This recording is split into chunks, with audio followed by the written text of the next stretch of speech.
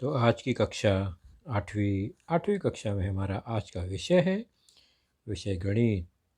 और गणित विषय में हमारा आज का जो पाठ है वह है आपके पाठ्यपुस्तक से lesson number 10 division of polynomials part 1, अर्थात बहुपदों का भाजन या बहुपदों में भाग की क्रिया, भाग पहला। और मैं हूं आपका वर्चुअल मार्गदर्शक अजय कुमार मौर्य, एमसीजीएम के वर्चुअल क्लासरूम दादर से। तो आज की हमारी चर्चा होगी पहले बहुपद का परिचय, इंट्रोडक्शन टू पॉलिनोमियल। दूसरा है बहुपद की कोटि, डिग्री ऑफ अ पॉलिनोमियल।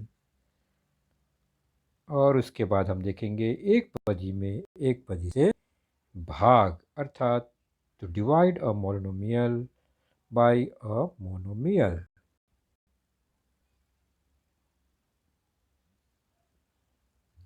बहुपद का परिचय। तो इसके पहले बच्चों हम लोगों ने वैज्ञिक व्यंजक देखा है, उन्हें हम अभी ध्यान से देखते हैं और उसमें बहुपद को पहचानने का प्रयास करेंगे, समझने का प्रयास करेंगे। यह व्यंजक 3x 5x स्क्वायर, 5x की घात ऋण 2, 5x वर्ग धन 3x और 5x स्क्वायर माइनस 3y, ये विविध वैज्ञिक व्यंजक आप देख रहे हैं। इसमें हमें क्या खास बात नज़र आ रही है? तो हर व्यंजक में आप देखेंगे तो एक गुणांक है, चरांक है और फिर चरांक की घात क्या है उसको ध्यान से देखेंगे। सबसे पहले पहला व्यंजक 3x, जिसमें 3 जो है वो गुणांक है। दूसरे व्यंजक में 5 गुणांक है, तीसरे में भी 5 गुणांक है। इसी तरह चौथे में एक पद का व्यंजक का गुणांक 5, दूसरे का धन 3 है। उसके बाद पांचवें व्यंजक में पहला पद का गुणांक 5 और दूसरे पद का गुणांक ऋण 3 है।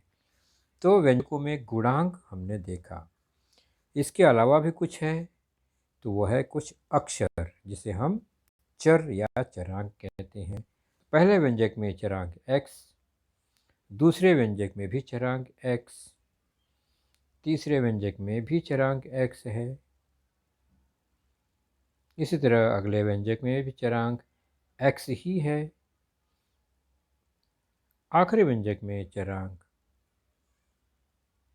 x और एक पद में चरांक y भी है। ये विविध चरांक आपको व्यंजक में दिखाई दे रहे हैं। अब देखते हैं जो चरांक है उनकी घातांक या घात कितनी है। तो पहले व्यंजक में घात दिखाई नहीं दे रहा है, वो 1 है। दूसरे व्यंजक में घात 2 है।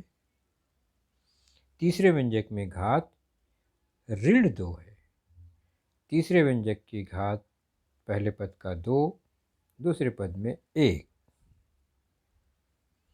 और आखिरी में हम देखते हैं एक चर है, उसका घात 2 और दूसरा चर है उसका घात 1 है। तो अभी हमें व्यंजकों में क्या देखा? गुणांक देखा, चरांक देखा और चरांक की घात देखा। हम इन सब में निरीक्षण करेंगे उन व्यंजकों को जिनमें एक ही चरांक हो और उसकी घात पूर्ण संख्या हो। पूर्ण संख्या मतलब घात 0, 1 2 3 4 ऐसी संख्या हो, यानी 0 से बड़ी धनात्मक संख्या हो, 0 या 0 से बड़ी। और तो वो कौन कौन से व्यंजक आपको दिखाई दे रहे हैं? ऐसे व्यंजक को हम कहते हैं एक चरांक वाले बहुपद। तो बहुपद किसे कहेंगे? जब चरांक की घात पूर्ण संख्या हो और एक ही चरांक हो तो एक चरांक वाला बहुपद होगा। अगर चरांक की घात पूर्ण संख्या नहीं है तो वह बहुपद नहीं होगा। तो ऊपर जो उदाहरण है उसमें 3x एक बहुपद है, 5x की घात 2 यह भी बहुपद है, जबकि 5x की घात ऋण 2 यह बहुपद नहीं है क्योंकि उसका घात पूर्ण संख्या नहीं है, ऋणात्मक है, -2 है। उसके बाद तीसरे में भी वह बहुपद है क्योंकि एक ही चरांक है और उसकी घात पूर्ण संख्या है। तो ये एक चरांक वाले बहुपद को हमने देखा।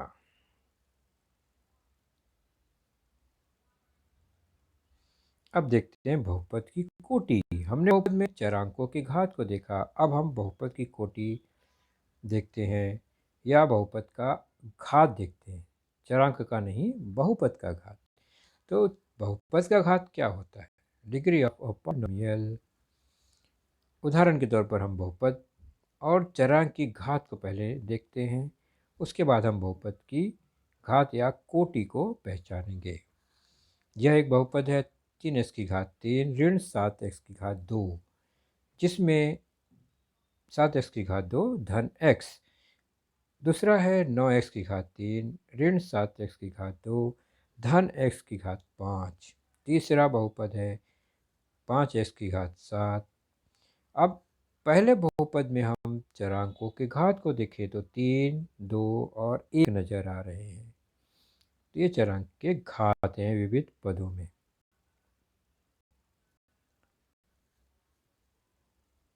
दूसरे बहुपद में चरांक की घात क्या है? 3, 2 और 5।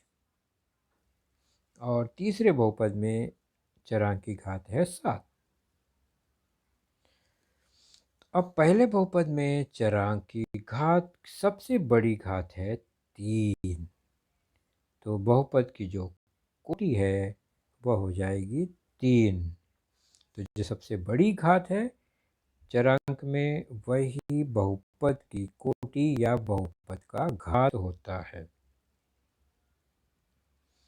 दूसरे बहुपद में 5 सबसे बड़ा घात है, भले वो बाद में आया है लेकिन चरांकों में सबसे बड़ा घात 5 है दूसरे बहुपद का, इसलिए इस बहुपद की कोटि है 5। तीसरे में अकेला ही है, घात 7 है, तो उसकी कोटि भी 7 ही होगी। तो डिग्री या कोटि क्या है? तो दिए गए बहुपद के दिए गए चरांकों का सबसे बड़ा घात। तो बहुपद के चरांक के सबसे बड़े घात को बहुपद की कोटि कहते हैं। तो अभी आपने देखा बहुपद की कोटि, जरा हम देखते हैं, चेक करते हैं क्या आपने कोटि को पहचाना है। पहला उदाहरण है 3x की घात 2 धन 4x। इसमें बहुपद की कोटि पहचानना है। तो पहले चरांक x की घात 2, दूसरे चरांक की घात 1, तो अधिक घात 2 है, बड़ा, इसलिए इस बहुपद की कोटि 2 होगी। दूसरा हम बहुपद देखते हैं 7x की घात 3 धन 5x धन 4x की घात 5 धन 2x की घात 2। सभी घातों का निरीक्षण करें चरांक के, तो हमें सबसे अधिक घात किसका मिलता है? तीसरे पद का, x की घात 5, इसलिए इस बहुपद की कोटि है 5।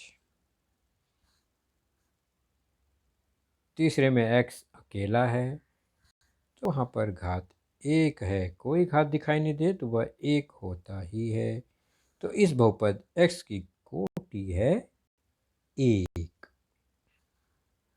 चौथा 7 अकेली संख्या, यहाँ पर चरांक है ही नहीं, या यूँ कहें ये 7 गुणे 1 है, 7 एकम 7 है, और 1 को हम घातांक के नियम में देखे हैं, किसी भी चर की घात 0 लिखें तो वह 1 होता है। तो यहाँ पर 0 घात है, अर्थात इस बहुपद 7 की कोटि है 0।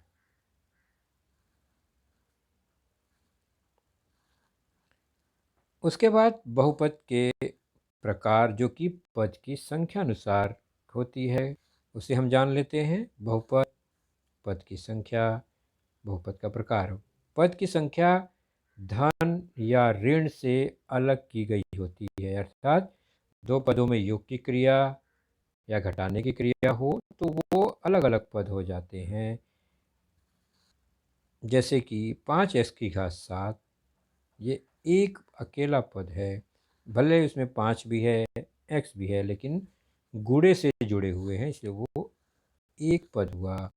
इसलिए इस बहुपद का नाम है एक पदी बहुपद। दूसरा है 7x की घात 2, और दूसरे उसमें और एक पद है 5x की घात 7। घात भिन्न भिन्न हैं, चर समान हैं और उन्हें जोड़ के चिन्ह द्वारा अलग किया गया है, अर्थात यह दो पदों का योग है, इसलिए यहाँ दो पद साफ साफ दिखाई दे रहे हैं। तो पदों की संख्या 2, तो इस बहुपद का नाम द्विपद, दो पद। उसी प्रकार यहाँ पर हम देख रहे हैं तीन भिन्न भिन्न पद, तीन पद हैं तो त्रिपद कहलाता है। तो इस तरह एक पदी, द्विपद, त्रिपद अलग अलग प्रकार के सभी बहुपद हैं। तो हमने जाना बहुपदों का जोड़। इसके पहले के लेसन में या पहले की कक्षा में हमने यह समझा है कि बहुपदों का जोड़ घटाना करते समय उनके सजातीय पदों के गुणांकों पर ही विचार करते हैं। तो चरांक समान हो तो सजातीय पद, चरांक की घात समान हो तो सजातीय पद होते हैं। तो दो पद के चरांक और उनकी घात समान हो तो उसे हम सजातीय पद कहते हैं, और सजातीय पदों में जोड़ घटाना क्रिया होती है और उनके गुणांकों को ही जोड़ा या घटाया जाता है। जबकि दो बहुपदों में गुणा की क्रिया करते समय उनके गुणांकों में ही गुणा की क्रिया होती है, जबकि चरांकों में घातांक के नियम द्वारा गुणा किया जाता है। पेज नंबर 61 पर यह बॉक्स, यह एक्सरसाइज आपके लिए, होमवर्क के लिए, ध्यान से इसको देखिए और इसका हल खोजने का प्रयास कीजिए। पहला 2a + 3a सजातीय पद है, दोनों में a है, तो नियम के अनुसार केवल गुणांक ही जुड़ेंगे, 2 और 3 5a हो जाएगा। इसी प्रकार आप इसे स्वयं हल करने का प्रयास कीजिए। अब हम सीखेंगे एक पदी में एक पदी से भाग, क्योंकि हमने भाग की क्रिया नहीं जानी अभी तक या अभ्यास नहीं किया है, हमने जोड़ घटाना और गुणा का अभ्यास किया है।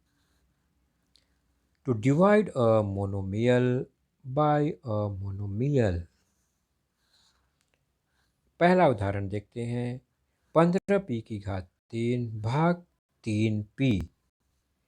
हमें इसको हल करना है, भाग देना है। तो भाग की क्रिया में जिससे भाग दिया जाता है उसे भाजक कहते हैं और जिसमें भाग दिया जाता है उसे भाज्य कहते हैं। तो भाज्य और भाजक आपने पहचान लिया। उसको भाग के चिन्हों द्वारा लिखा जाता है, जैसा कि आप जानते हैं किस तरह से ये भाग का चिन्ह है। एक तरफा कोष्ठक जैसा दिखाई दे रहा है और ऊपर एक लाइन है। तो भाग के चिन्ह के बाहरी हिस्से में भाजक को लिखा जाता है जिससे भाग दिया जाता है, और अंतर्भाग में भाज्य को लिखा जाता है जिसमें भाग दिया जाता है। तो यहाँ इस प्रश्न में भाजक 3p है, बाहर रहेगा, जबकि भाज्य 15p की घात 3 है, वो अंदर आ जाएगा। तो ये रहा लेखन का तरीका। अब शुरुआत से करेंगे। तो सबसे पहले गुणांकों में भाग की क्रिया देखते हैं। तो गुणांक क्या है? दोनों का भाजक और भाज्य का। तो भाजक का 3 है और भाज्य का 15 है, अर्थात 15 में 3 से भाग। क्या पूरा पूरा कट रहा है? 5 बार, 3 × 5 = 15, तो 5 आएगा। इसका मतलब हमें भागफल में शीर्ष पर 5 लिखना होगा। तो गुणांकों का क्रिया किया तो 5 मिला। अब चरांक p भी बचा है, इसके बाद हम चरांकों में भाग की क्रिया करते हैं। तो भाज्य का चरांक है p की घात 3, जिसमें हमें भाग देना है p से। तो घातांकीय नियम से भाग करते समय घातों में घटाने की क्रिया होगी। तो 3 है घात और 1 है घात p की, तो उसका हल होगा 3 में से 1 घटाने पर 2, अर्थात ये 3 और 3 में से 1 p कम हो गया, भाग देने पर कट गया, तो बचेगा 2। तो भागफल यहाँ p की घात 2 आया, तो यही p की घात 2 5 के साथ लग जाएगा। अर्थात हमने 3p और 15p की घात 3 में यह रिजल्ट देखा, 5 आया गुणांकों के कारण, p की घात 2 आए चरांक के कारण। अब जैसा कि भाग में होता है, ऊपर जो भागफल है और भाजक है उसको गुणा करके भाज्य के नीचे लिखते हैं। पहले 3 पचे 15 आएगा और उसके बाद p और p की घात 2 का गुणा किया तो p की घात 3 आएगा, वह नीचे लिखा हमने। और सामान्य तौर पर जो काम क्रिया करते हैं हम, घटाने की क्रिया, तो घटाने पर 15p की घात 3 में से 15p की घात 3 घट गया, आ गया 0। तो ऊपर जो आया वह भागफल और अंत में जो आया वह शेषफल कहलाता है।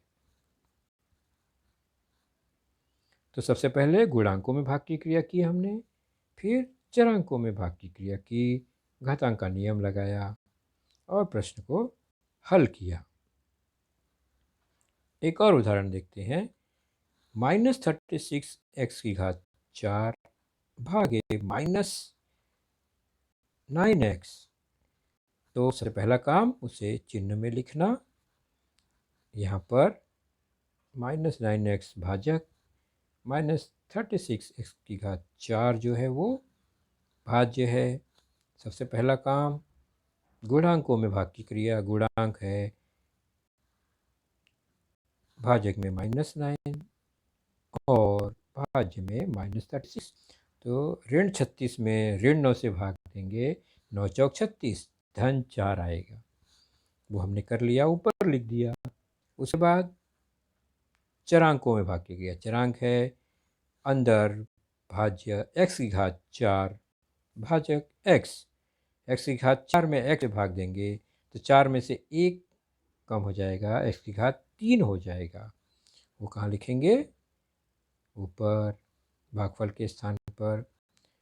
तो अब सामान्य तौर पर हम जो करते हैं, भाजक और भागफल में गुणा करके भाज्य के नीचे लिखते हैं। तो 4 और ऋण 9 का गुणा किया तो ऋण 36, उसके बाद x और x की घात 3 का गुणा किया तो आया x की घात 4। अब हम क्या करेंगे, भाज्य के नीचे -36x की घात 4 घटा देंगे, तो -36 घटाने पर +36 हो जाएगा। एक -36 हो गया ऊपर, नीचे +36 हो गया, दोनों विपरीत हैं इसलिए घट कर कितना हो जाएंगे, समान है 0। -36x की घात 4 +36x की घात 4 0। यहाँ पर हमें भागफल और शेषफल मिला। भागफल है 4x की घात 3, शेषफल है 0। अब चलते हैं प्रश्न संग्रह 10.1, पेज नंबर 64 पर आपके पाठ्यपुस्तक में है। पहला प्रश्न, भाग लीजिए, भागफल एवं शेषफल लिखिए। 21m की घात 2 भाग 7m, पहले चिन्ह में लिखेंगे, भाज्य 21m की घात 2 अंदर, भाजक 7m बाहर।